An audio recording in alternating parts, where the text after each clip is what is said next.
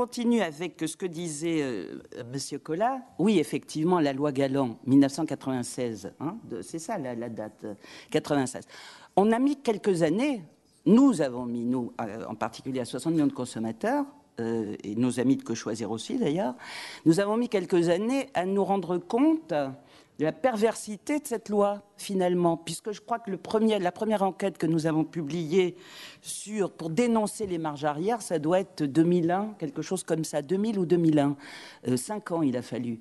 Évidemment, on s'est aperçu avec stupeur que finalement, ces marges arrière, eh bien, elles se faisaient sur le dos des consommateurs et que ça arrangeait finalement tout à fait les distributeurs et les producteurs. Hein, ils s'arrangeaient bien entre eux sur le dos des consommateurs. Donc, c'est effectivement une loi qui a été perverse pour les consommateurs.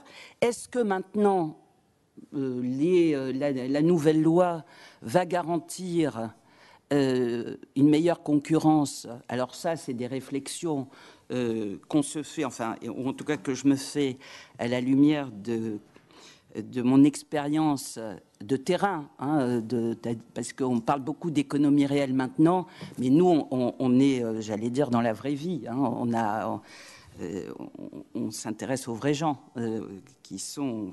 On fait pas on a des lecteurs et on a déjà des retours importants de la part de nos lecteurs. Et on enquête vraiment sur le terrain. Donc, déjà, il y a une surprise, et vous avez raison, et je suis tout à fait d'accord. C'est quand même étonnant d'avoir entendu nos ministres parler pour justifier la loi. Par exemple, il faut de la concurrence, parce qu'il y avait la loi Royer, l'autre loi que Galland, celle qui est sur le... Raffarin, voilà, sur l'urbanisme commercial. Alors on pourrait penser que pour dire il n'y a pas assez de concurrence dans l'urbanisme, eh bien on part d'une grande étude, mais d'une étude vraiment sérieuse et réelle et exhaustive, qui montre région par région, dans toutes les zones de chalandise, comment s'exerce la concurrence. Même pas, il n'y en a même pas, ça n'a jamais été fait. C'est quand même incroyable que... Non, mais c'est quand même incroyable que... alors, nous, on pourrait la faire. Nos amis de Que Choisir en ont fait une qu'ils ont publiée, mais elle est partielle. C'est quand même un gros travail, ça. Comment se fait-il c'est les pouvoirs publics qui devraient entreprendre un travail comme ça, réellement, de voir comment s'exerce la concurrence, si tant est que la concurrence, ça profite réellement aux consommateurs. Parce que ça aussi, vous partez... du dogme, la concurrence, ça profite aux consommateurs. Bon, nous, on a quand même des tas d'exemples, c'est pas le débat ici, on a des tas d'exemples qui montrent que ça, c'est quand même la grande supercherie des dernières années. Hein. Faire croire aux consommateurs qu'ils profitent de la concurrence. Prenez un exemple, parce que là, on a parlé des produits de grande consommation, c'est surtout des produits alimentaires, et des produits d'entretien. Bon. Mais dans la grande distribution, et là je reprends aussi pour discuter, puisque mon rôle est de discuter, donc je discute. Vous disiez, j'ai relevé, Monsieur Collat, c'est le rôle des distributeurs. Comment vous avez dit ça? Je l'ai noté, mais je ne sais plus. Les distributeurs retrouvent leur rôle pour faire pression sur les fabricants. Oui, bon. Exactement. Prenez, les distributeurs, ils vendent aussi des produits high-tech, hein, ce qu'on appelait les produits bruns. Essayez de faire jouer la concurrence dans tout ce domaine-là. Essayez de faire jouer la concurrence, par exemple, si vous voulez acheter des téléviseurs, de deux choses l'une. Soit les téléviseurs, mais c'est vrai aussi de la Fnac, de Darty, etc.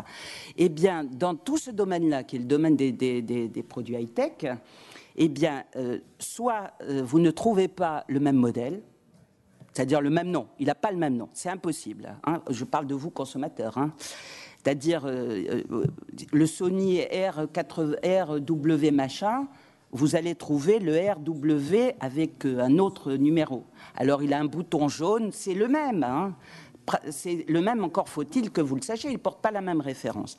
Alors nous, nos essais comparatifs, on prouve parfois, mais on a un gros boulot pour faire ça, de montrer que on appelle ça les produits dérivés, etc. Bon, donc, soit vous ne trouvez pas les mêmes produits, soit quand vous trouvez les mêmes produits, ils sont au même prix. Donc, je ne sais pas si c'est ça la concurrence, mais enfin... C'est justement ce que j'ai dit, si je peux dire.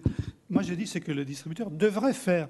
Quand ils ne le font pas, justement, il faudrait mettre en place les conditions pour les contraindre à le Voilà, faire. alors... Faire de la concurrence véritable, c'est-à-dire être plus actif dans la concurrence sur les prix. Voilà, mais alors nous... Évidemment, les entreprises essayent toujours de minimiser la concurrence sur les prix, parce que la concurrence sur les prix est la plus dangereuse pour les acteurs économiques. Donc, ils essayent d'éviter de se différencier avec toutes les possibilités de différenciation qu'ils ont. Alors, la concurrence, justement, serait là, et le rôle de l'État aussi. C'est ça, c'est-à-dire, dans un monde parfait,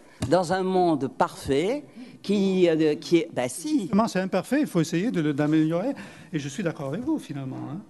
Comme oui, il mais ne faut pas de concurrence, il faut essayer de mettre en place les conditions pour qu'ils soient en concurrence. Qu'est-ce qu'on peut faire d'autre, d'ailleurs, par ailleurs? Qu'est-ce qu'on peut faire d'autre? Je ne sais pas, on est peut-être pas là pour dire qu'est-ce qu'on peut faire d'autre.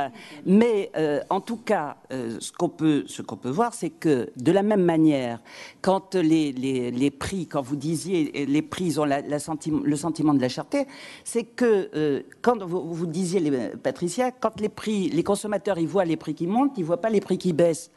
Entre nous, quand les prix qui baissent, c'est rare qu'ils aient vu la répercussion des prix à la baisse dans les rayons. Quand les prix des matières premières ont été à la baisse, le prix du blé, pendant 10 ans, il n'a cessé de baisser. Ils n'ont pas vu le prix du pain baisser de la même manière. Donc, le carburant, par exemple, ils ne le voient pas non plus aujourd'hui. Je peux intervenir juste sur ce point. Il y a une statistique que vous connaissez. Cet écart entre la perception de l'inflation et l'inflation, que ce soit vrai ou pas vrai complètement, disons, et l'inflation mesurée de la même façon, a commencé, selon les données statistiques, en 2001-2002. Et elle est restée toujours le même, cet écart. Le même, la distance entre l'inflation perçue et l'inflation réelle, disons entre guillemets, elle est restée le même à partir de 2001. Donc, à mon avis, ça confirme ce qu'on venait de dire, c'est-à-dire les consommateurs ont bien perçu les hausses précédentes que vous avez mis en évidence, les hausses avant l'introduction de l'euro et avec l'introduction de l'euro. Et cette hausse, cette impression de hausse, s'est traduite par un écart qui est resté le même jusqu'aujourd'hui. Et c'est impressionnant d'ailleurs. Juste pour terminer, il y a de toute façon un raccourci qui fait pouvoir d'achat, prix, pouvoir d'achat, prix. Bon, nous, on n'arrête pas, à chaque fois qu'on est sollicité, qu'on participe à des débats, toujours en disant nous ne sommes pas légitimes pour regarder l'autre composante, mais il faut bien dire que dans la problématique du pouvoir d'achat, il y a la problématique très importante, évidemment, des revenus et des salaires. Mais il y a à la fois les médias qui ont fait l'amalgame entre pouvoir d'achat et puis maintenant, avec le côté bon plan et astuce, personnellement, je refuse de participer à des débats ou à des émissions où on regarde d'une manière anecdotique, on essaye de réduire la problématique du pouvoir d'achat des ménages à une question de bon plan, comment faire, les petites astuces, etc. Même une nouvelle émission dite d'information des consommateurs sur le service public s'ingénie à pratiquer comme ça, et c'est pas de la bonne information. Mais il faut dire aussi que Nicolas Sarkozy lui-même, du temps où il était ministre de l'économie, a contribué à cette idée-là, puisqu'il me semble que c'était en juin 2004 où il avait convoqué les distributeurs à Bercy pour leur dire. Et il a commencé à parler de pouvoir d'achat de cette manière-là, en disant il faut baisser les prix. Donc, ce fait de faire ce raccourci entre le pouvoir d'achat et les prix, et même, je dirais, au-delà des prix dans la grande distribution, donc des prix alimentaires ou des prix des produits de grande consommation.